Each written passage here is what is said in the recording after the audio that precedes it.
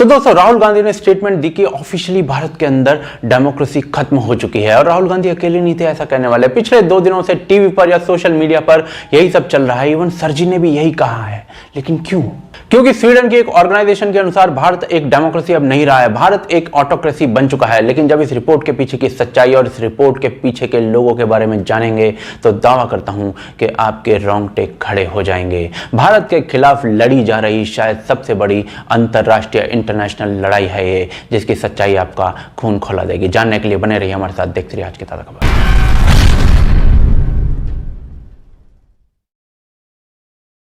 तो दोस्तों कल राहुल गांधी ने कहा कि ऑफिशियली भारत के अंदर से डेमोक्रेसी मर चुकी है। लेकिन ऐसा कहने वाले वो अकेले व्यक्ति नहीं थे, और भी कई महानुभाव थे, पत्रकारों से लेकर पॉलिटिशियंस तक, कांग्रेस पार्टी से लेकर आम आदमी पार्टी के अकाउंट तक। लेकिन सवाल ये उठता है कि भाई इन सब लोगों ने ऐसा कौन सा कॉमन चमनप्राश खाया था जिसकी वजह से इनके सुर एक जैसे लगने लगे? ऐसी कौन सी भैंस उतरी थी पानी के अंदर? तो जी स्वीडन की एक ऑर्गेनाइजेशन है जिसका नाम है VDEM यानी कि VDEM। उसने अपनी एक रिपोर्ट प्रकाशित की। उस रिपोर्ट के अंदर उन्होंने लिखा है कि भारत एक सबसे बड़ी डेमोक्रेसी अब नहीं रहा है, एक ऑटोक्रेसी बन चुका है 2014 के बाद से। आगे लिखा हुआ था कि नरेंद्र मोदी के बाद भारत के अंदर हिंदू नेशनलिस्ट एजेंडा आया और उसके बाद से भारत की डेमोक्रेसी जो है वो गिर चुकी है और ऑटोक्रेसी बन चुकी है। 10-15 ग्राफ भी बने हुए थे इस पूरी रिपोर्ट के अंदर जिनके जरिए ये दिखाने की कोशिश थी कि भारत में डेमोक्रेसी खत्म हो चुकी है। गजब की बात यह कि इससे कुछ दिन पहले यानी कि 5 मार्च को 5 मार्च के अराउंड एक और ऑर्गेनाइजेशन जिसका नाम है फ्रीडम हाउस, उसने भी सेम बात कही थी। और ये organisation United States of America की है। लेकिन इन दोनों ऑर्गेनाइजेशंस की रेटिंग्स का प्रयोग करते हुए पहले इंटेलेक्चुअल न्यूज एजेंसीज, चाहे वो इंटरनेशनल हो या नेशनल, जैसे कि वॉल स्ट्रीट या फिर वॉशिंगटन पोस्ट, अल जजीरा, उन्होंने भारत की डेमोक्रेसी का मुद्दा उठाया। फिर भारत में लिब्रांडूस जागे और अब पॉलिटिशियन वही बवाल काट रहे हैं। सवाल सिर्फ यही कि इन बातों में कितना सच है। तो उसको जानने के लिए हमें इन रिपोर्ट्स के कपड़े उतारने पड़ेंगे जिनके बेसिस पर ये बातें कही जा रही हैं। और यकीन मानिए जिसे आप उर्वशी समझ रहे हैं वो तड़का है। पहले हमने देखी VDEM की रिपोर्ट। ये स्वीडिश ऑर्गेनाइजेशन है और इनकी रिपोर्ट में वही सब भसड़ लिखी हुई है जो मैंने अभी तक आपको बताई है। भारत की तुलना जो है पाकिस्तान, सऊदी अरेबिया या फिर चाइना से की गई है। अब हम इस रिपोर्ट को बनाने वाली एजेंसी यानी कि VDEM की वेबसाइट पर जाते हैं और वहां पर हमें पता चलता है कि इस एजेंसी के पास 5 ऐसे एक्सपर्ट हैं जो पूरी दुनिया के देशों की जो पॉलिटिकल प्रैक्टिसेस हैं उनको नोट करते हैं और उसके हिसाब से ये रिपोर्ट बनाते हैं। ये 5 लोग कौन है किसी को नहीं पता। यानी कि 5 लोग जो हैं वो दुनिया भर के 200 से ज्यादा देशों की पॉलिटिकल प्रैक्टिसेस पर नजर रखते हैं और उसके हिसाब से रिपोर्ट बनाते हैं। गजब टीम है भाई। लेकिन असली गजब तो अब होगा। नीचे VDEM ने अपनी फंडिंग का सोर्स दिया हुआ था, उसे ओपन करते हैं तो कई जगह से फंडिंग मिल रही थी और उसमें से एक फंडिंग सोर्स था ओपन सोसाइटी फाउंडेशन। किस चीज के लिए फंड करता है ये VDEM को?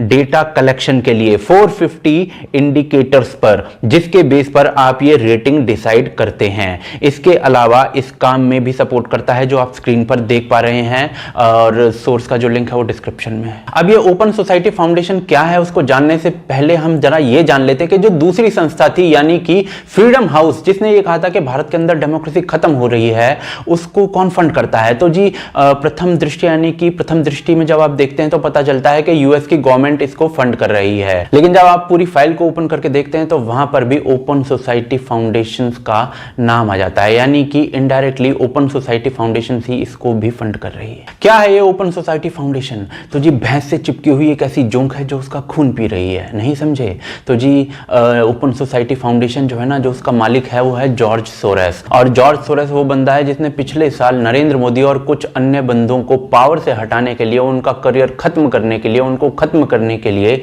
$1 बिलियन अनाउंस किए थे। तो जी जो आदमी नरेंद्र मोदी को खत्म करना चाहता है उसके द्वारा फंडेड ऑर्गेनाइजेशन नरेंद्र मोदी के प्रशासन में चल रहे देश को किस प्रकार की रेटिंग देंगी, ये आप खुद ही सोच लीजिए। अब VDEM की इस रिपोर्ट को आप पढ़ते हैं जिसके हिसाब से भारत की रेटिंग्स जो है वो डाउन गई हैं। तो डाउन जाने का एक रीजन पता चलता है कि सिविल सोसाइटी वाले जो हैं उनके अधिकारों को छीन लिया गया है, उनको प्रताड़ित किया जा रहा है, जिसकी वजह से ये रेटिंग नीचे गई है। अब ये सिविल सोसाइटी वाले एक्टिविस्ट कौन है? तो जी ह्यूमन राइट्स वॉच नाम की एक ऑर्गेनाइजेशन पॉलिटिशियन है उसका एक आर्टिकल हम पढ़ते हैं तो उसके अंदर वरवरा राव, शर्जिल इमाम और उमर खालिद जैसे लोगों के नाम लिखे हुए थे जिनके सिविल राइट्स छीने जा रहे हैं सरकार के द्वारा। गजब की बात यह कि जो ह्यूमन राइट्स वॉच है ना, ये भी जॉर्ज सोरोस द्वारा फंडेड है और जो वीडम जिसने रिपोर्ट बनाई है जिससे भारत की डेमोक्रेसी इंडेक्स नीचे गया है वो भी जॉर्ज सोरोस द्वारा फंडेड है। दूसरी तरफ ये शार्जिल इमाम या फिर ये उमर खालिद जैसे लोग जो हैं वो दिल्ली दंगों में लिप्त बताए जाते हैं। इनके ऊपर यूएपीए लगा हुआ है और इनकी जांच चल रही है, तो अब ऐसे में इनको जेल में डालें तो क्या इमरती खिलाएं। लेकिन जॉर्ज सोरोस से जुड़ी हुई हर ऑर्गेनाइजेशन, चाहे वो वीडम हो या फिर वो ह्यूमन राइट्स वॉच हो, वो इस प्रकार के हर व्यक्ति को, चाहे वो शार्जिल इमाम हो चाहे वो उमर खालिद हो, उसको छुड़वाने की पूरी कोशिश में है। उसका रीजन पता है क्या है? उसका रीजन ये है कि जॉर्ज सोरोस जो है वो खुद दिल्ली दंगों में इनडायरेक्टली लिप्त बताया जाता है, प्रतीत होता है। उसका जो प्रमाण है वो डिस्क्रिप्शन में दे रहा हूं। एम बहुत क्लियर है, भारत का डेमोक्रेसी इंडेक्स नीचे गिराया जाए ये कहते हुए कि भारत के अंदर सिविलियन राइट्स जो हैं वो छीने जा रहे हैं। उसके बाद भारत के अंदर, भारत के ऊपर इंटरनेशनल प्रेशर बनाया जाए और इस प्रकार के फ्रॉड लोग जो हैं, जो भारत के अंदर उपद्रव की स्थिति पैदा करना चाहते हैं, उनको छुड़वाया जाए। लेकिन भारत सरकार का जो रुख है वो बहुत क्लियर है, ये सुनिए। जनाब, स्वीडन के वीडम इंस्टीट्यूट की साल 2020 की डेमोक्रेसी रिपोर्ट में कहा गया है कि नरेंद्र मोदी सरकार में मीडिया, नागरिक समाज और विपक्ष के लिए कम होती जगह के कारण भारत एक लोकतंत्र का दर्जा। कौन सी रिपोर्ट है ये? स्वीडन के वीडम। स्वीडन का यहाँ क्या संबंध है? हमको क्या संबंध है ये? Quoting some report from somewhere please. This are all political. वो अपना ओर देखे जी। The countries which are commenting about the internal affairs India, they should look inward and then talk about things. Please don't encourage. लेकिन ये George Soros जो है ना, ये पहली बार ये सब काम नहीं कर रहा है। 2016 में आइसलैंड के पीएम ने कहा कि जॉर्ज सोरोस उन्हें रिमूव करना चाहता है पावर से। 2018 में टर्की के प्रेसिडेंट ने कहा कि सोरोस वो बंदा है जो लोग असाइन करता है देशों को तोड़ने के लिए। ट्रंप ने भी कहा कि सोरोस ने यूएस में उपद्रव की स्थिति के लिए पैसे दिए थे उनके शासनकाल में। इटली के पूर्व डेप्यूटी पीएम ने कहा कि सोरोस इटली को माइग्रेंट से भर देना चाहता है। यूके के एक बड़े लीडर ने भी यही कहा। हंगरी के प्राइम मिनिस्टर ने भी यही कहा कि सोरोस हंगरी को माइग्रेंट से भरकर डिस्ट्रॉय कर देना चाहता है। इसके अलावा यूनाइटेड किंगडम के अंदर किस प्रकार से सोरोस 90s में सरकार गिरा चुका है, जी हां सरकार गिरा चुका है, वो मैंने आपको एक अन्य वीडियो में बताया था, उसका लिंक डिस्क्रिप्शन में है। तो जी ये है रेटिंग्स की ड्रामेबाजी। अगर ग्रेटा थनबर्ग भी इस काम में लिप्त होती तो शायद हमें एक टूल किट मिल जाती, लेकिन हर बार किस्मत अच्छी नहीं होती है।